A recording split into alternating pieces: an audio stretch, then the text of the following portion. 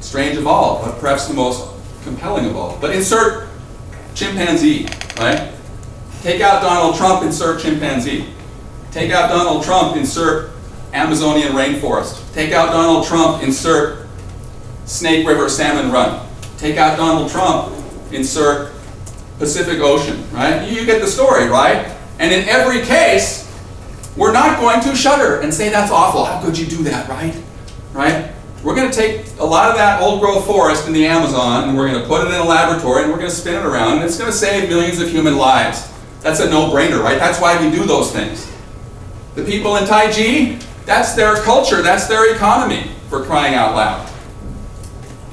And that's why, that's what the resources there are for. Anyway, 3 different accounts, okay?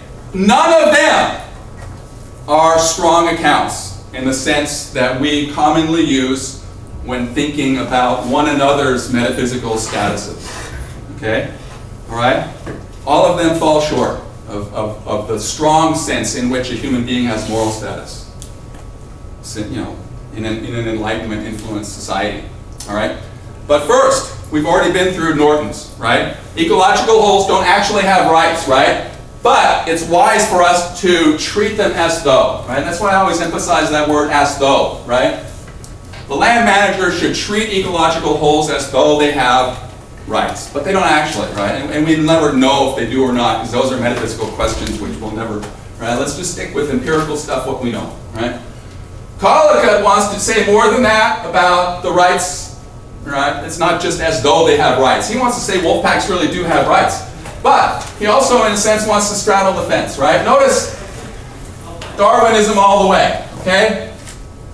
Darwinism still clung to, still defended. Leopold interpreted as a Darwinist.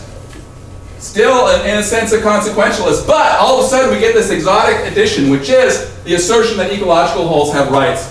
Moral status, in some sense, in themselves. Direct, independent moral status. All right? That's what's new with Collicutt. He does want to defend a stronger claim than Norton, right? Norton doesn't care about defending the claim that ecological wholes have rights. Collicutt, recognizing that Leopold is really committed to a claim like that, right? That they have rights. Collicutt does his best to defend this claim that ecological wholes have rights. Independent, direct moral status, right? Which makes them a more than anthropocentrist, right? Because more than just humans have moral status. Okay? Which Norton, Wilson are not, right? They're still unabashed, unashamed, straight up front anthropocentrists. And they said that's all the farther we can go, so let's just start building our policy on that, right? Which may be that good, we're good to go. Well, class dismissed, maybe. I'm okay with that, but anyway, but we thought we want to explore more, right? And it seems as though many environmentalists are arguing a lot more about the moral status of an ecosystem, right? And a species. Those orcas, right? I mean, come on. There's more going on there, isn't there? They have rights, don't they? Those wolves. Something breathtaking, perhaps. Anyway, and that's what Milstein's Leopold, and that's what Rolfson in particular work to redeem, this idea that ecological wholes have rights. And theirs is the full-fledged account of rights, okay? So but they're still not making a super strong claim like what they would not make, a claim that ecological wholes have rights equal to those of human beings. They would never endorse that claim, but they do want to say they have independent direct moral status. And we're making a profound error, morally and metaphysically and even scientifically, making a profound error when we instrumentalize, when we harm the integrity, stability, or beauty of an ecosystem, right? Right? Remember, those are wrong. Those are morally wrong because they affect the whole. Anything that affects the whole, right? And the whole is kind of fragile, more fragile than individuals. So these are very strong guidelines. They're meant to be very strong guidelines. Don't overthink them. The Leopoldians have some pretty strong views that go against the mainstream. It's very clear that that their view of mainstream resource management is like my view. I'm appalled. I'm just absolutely appalled at what mainstream resource managers have done to the resources of North America, even accepting most of their assumptions. the colossal stupidity and mismanagement is just overwhelming. Even accepting, you know, and there's just been so much waste, and we could have twice as many salmon runs if we had just done a few things that are not that expensive and not that complicated with the way that we manage our rivers. But anyway, every time I go to the lower river, I was just learning about that. There were populations of lower Columbia, populations of salmon, salmon populations.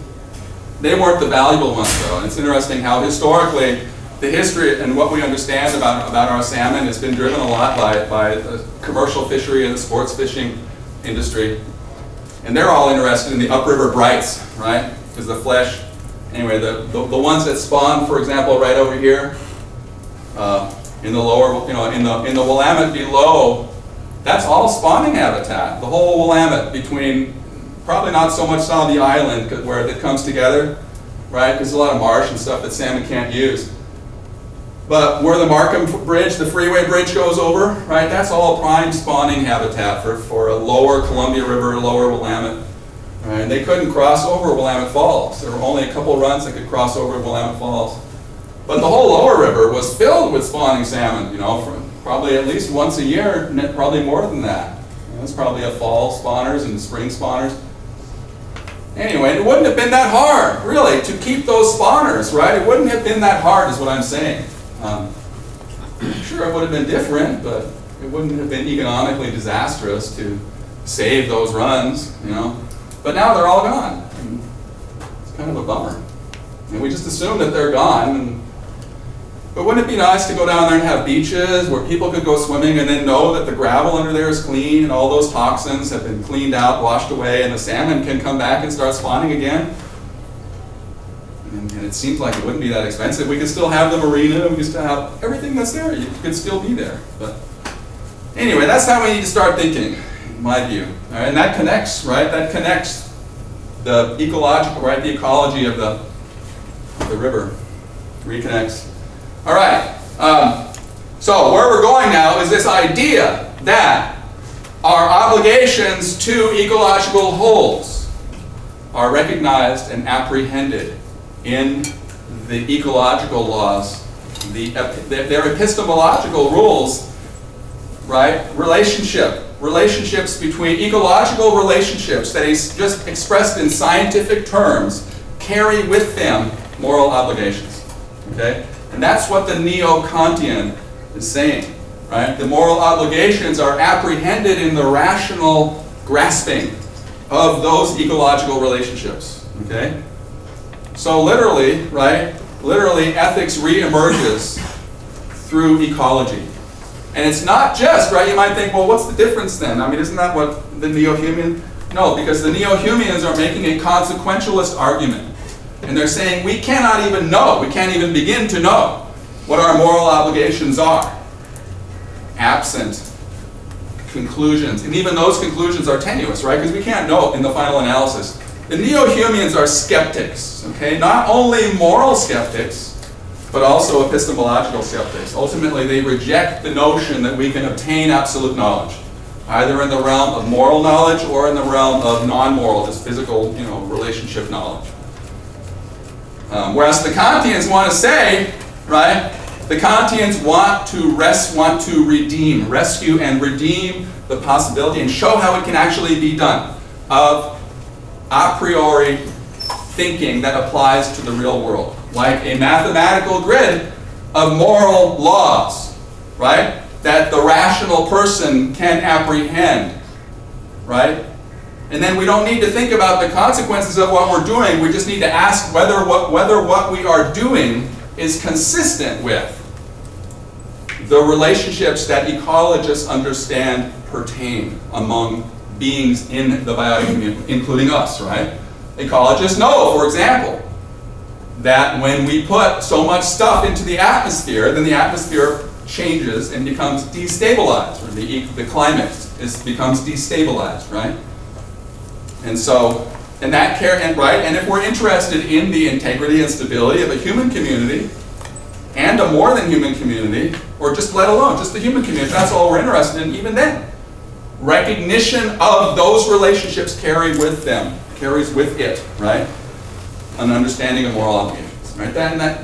Anyway, that kind of sums up. I'm trying to just sum up. So it's not that we have to go with this right?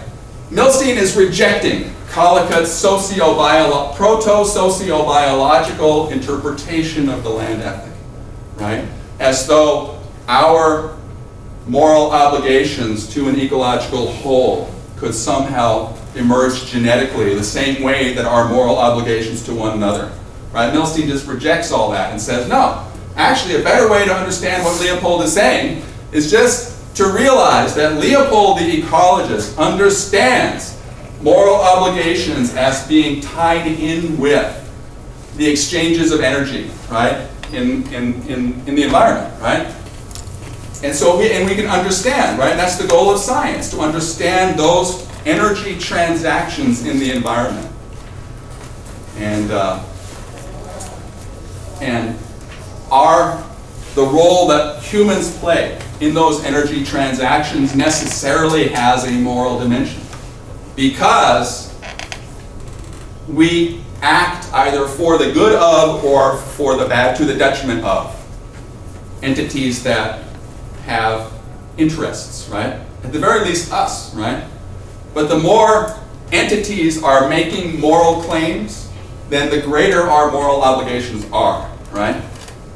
And so if it turns out, for example, that an ecologist convinces us, an evolutionary historian convinces us that a genetic lineage makes moral claims, which is an odd sort of thing, right? A species over a long millions of years, right? Over a long period of evolutionary history, a genetic lineage exhibits claims to its own interest, right? And what is its interest? What is the interest of a species? Adaptive fit, right? And so, anyways, and so the species is exhibiting value apprehension long term, right? By fitting in, right? The salmon run that has to migrate, all the other salmon run in that watershed, time their migration, right? Let's say for early November or something, or let's say for October. They're going to spawn in October. But one of those streams in that watershed has a hot springs, a natural thermal hot springs, right? And of course, salmon, they can't stand that. They die when the water temperature gets up above 75 degrees or so. They don't like it at all. So hot springs is very bad news. So let's say there's only a small window of opportunity where there's enough water in that system, in that one stream, there's enough water coming down, right, to cool that stream off enough to counteract the effect of that. And anyway, so that one stream of all that watershed is going to have a genetically adapted. And the Milstein, the neo-Kantian Leopoldian, is going to cite that salmon adaptation, that special adaptation, as evidence of a universal law, of universal laws that carry with them moral obligations. Okay? Even if they're just moral obligations that are elicited by a recognition of the awesomeness. Maybe that's what, in the end, the neo-Kantians, maybe that's, in the end, they're adding something more. They're saying, yes, we understand these consequentialist arguments, but the reason they fall short is because they don't capture that experience of awesomeness, perhaps, that ecologists, evolutionary historians have, through their understanding. Right? There's something the story that is disclosed through an understanding of evolutionary history expresses values in itself. Okay?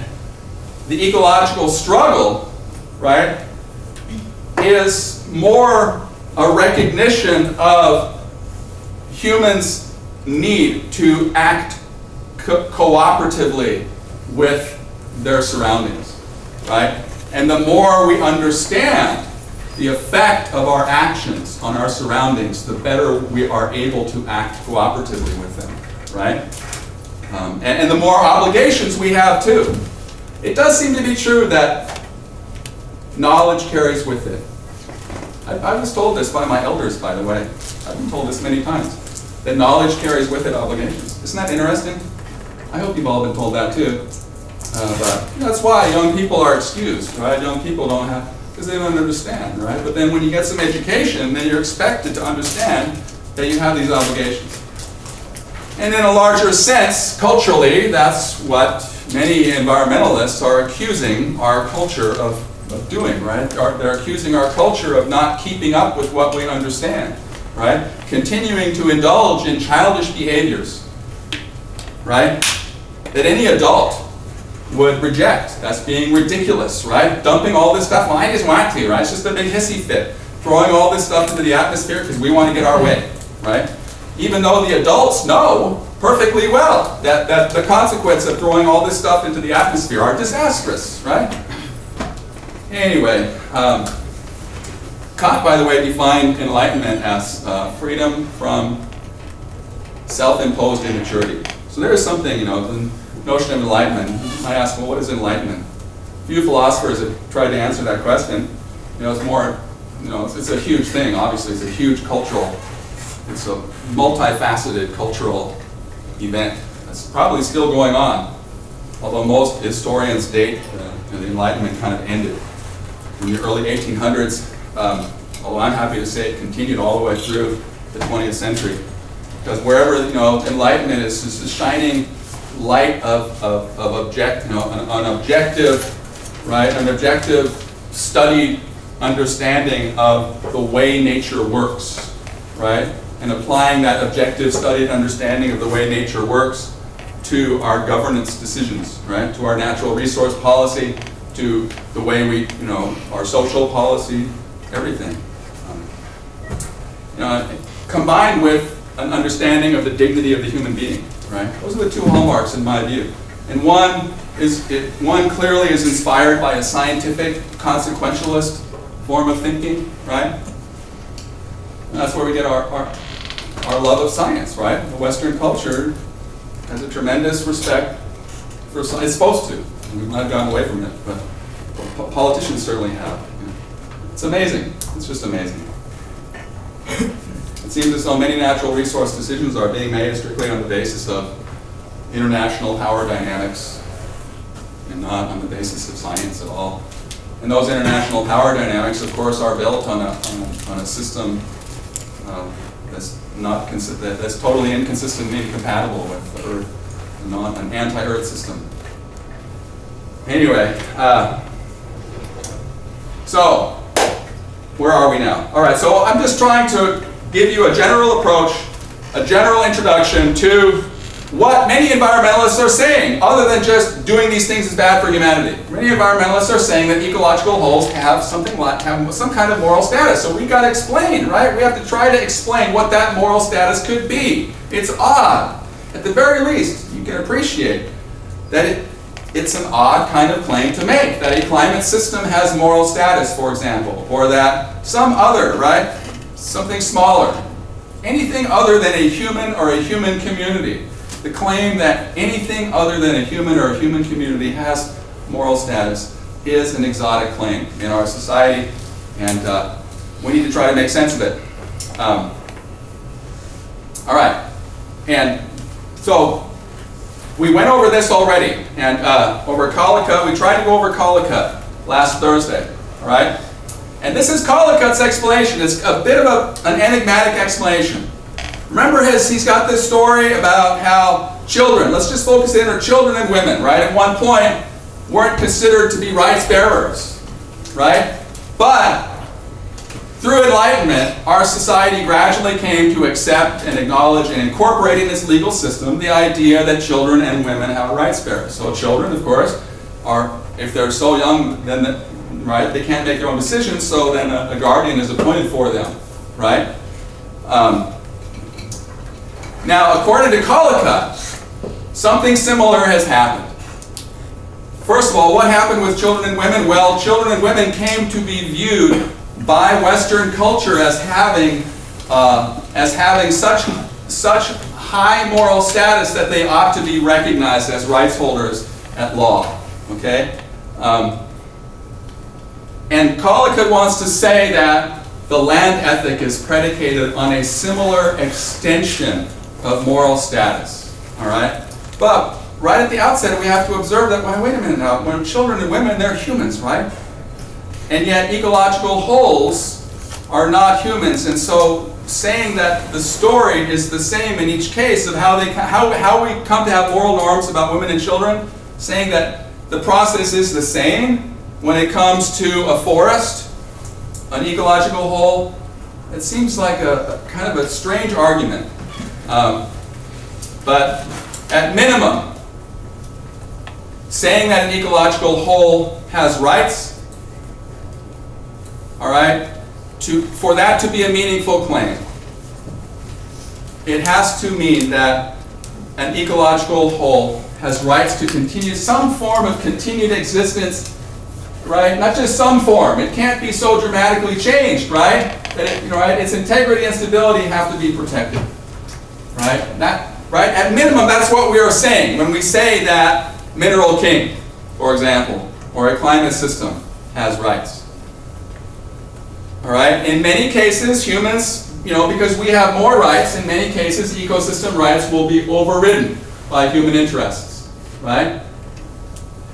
But if the ecosystem's needs are vital, then they are going to trump human, unless the human needs are vital, right? All right?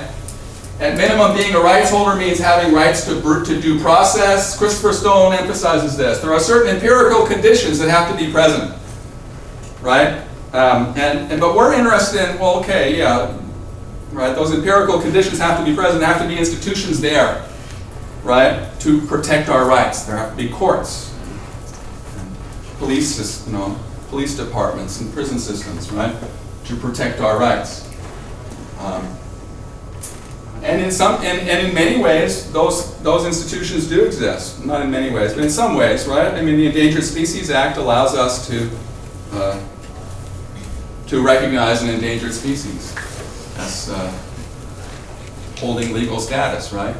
If you know there's an endangered species who's being, well, there are members of like a tree vole. If you go out with a group of environmentalists and do a ground truthing operation around a timber sale, and you discover that a red tree vole family is living in one of those trees that the Forest Service has included in its latest timber sale, right, on Mount Hood or whatever, then you, all by yourself, you don't even need a lawyer, you can file a lawsuit and against the Forest Service and appeal, and the basis of your lawsuit can be your evidence that that this tree vole family lives up there.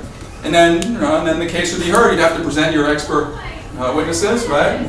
Anyway, but so in some ways, right? In some ways, species are ecological wholes, right? And so the Endangered Species Act has made it possible for some ecological wholes, specifically a species that is virtually on the cliff, falling off to extinction, right? It has a pretty high bar.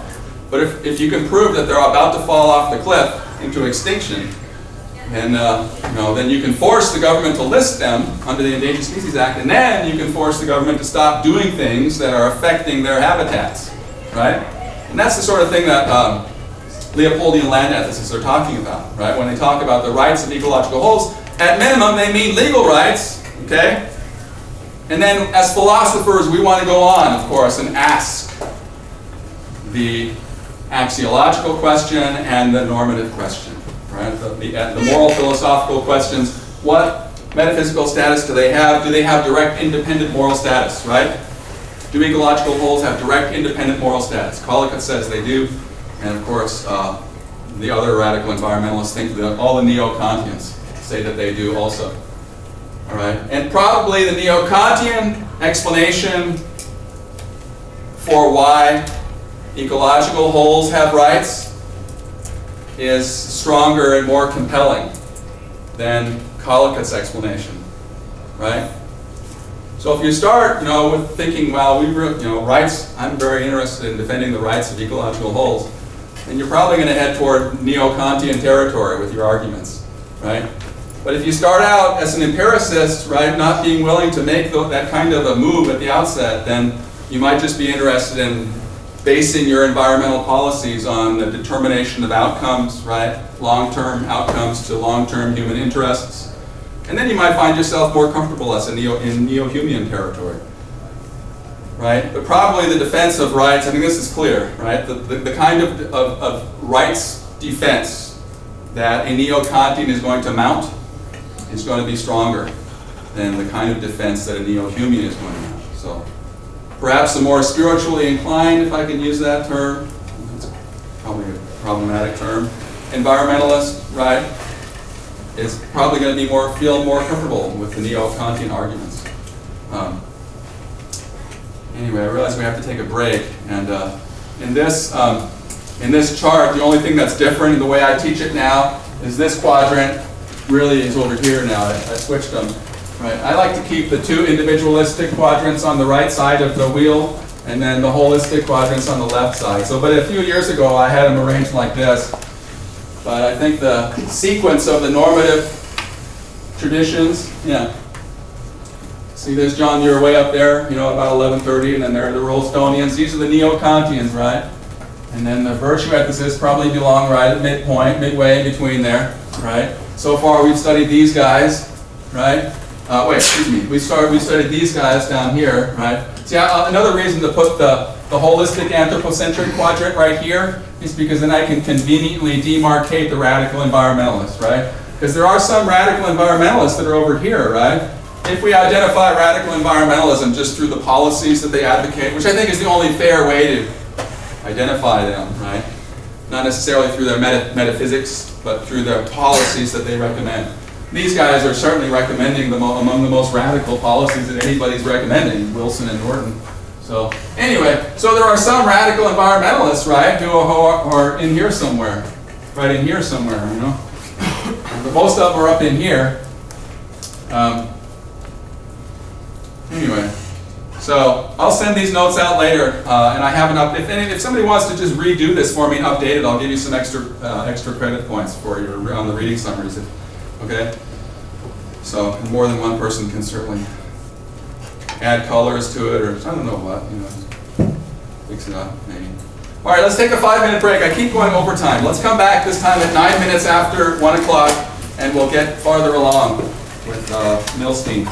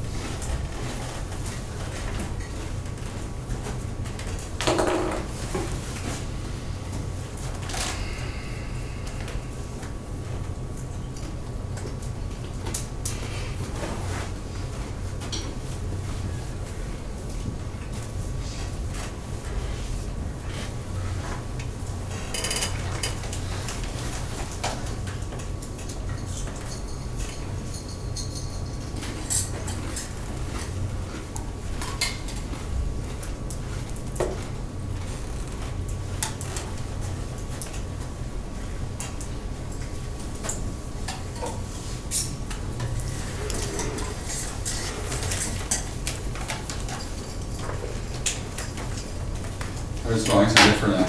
It's kind of childish maybe, but hopefully it'll help illustrate what I'm talking about here, what the neo-Kantians are trying to say in the most simple terms possible.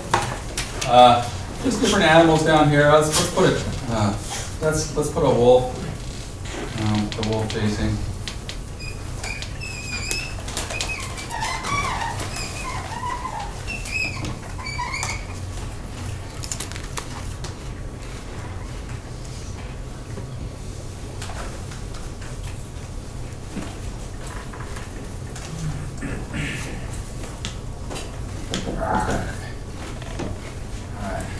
That doesn't look like a wolf, does it? Oh well, let's pretend it's a wolf, all right? And then we got our deer there, we got our climate systems, our forests, of course. All right, we got our magnificent forests, different kinds of trees, and then the point is that one of the points is that there are. Now, the claim that there are necessary physical laws governing relationships among all these different entities is not a controversial claim. All right? The controversial claim is that the universal physical laws that we come to understand, disclose through scientific analysis, also carry with them moral dimensions. There are moral dimensions to universal physical laws. That's a controversial claim, right? And that's the claim that the Kantians are making. And it's not necessarily that controversial if you just think in terms of what science discloses about outcome, right? Now, Kant wants to say that the basis of our understanding of right and wrong is not in outcome, but I think Kantians are perfectly okay accepting that, yeah, an understanding of consequences informs our understanding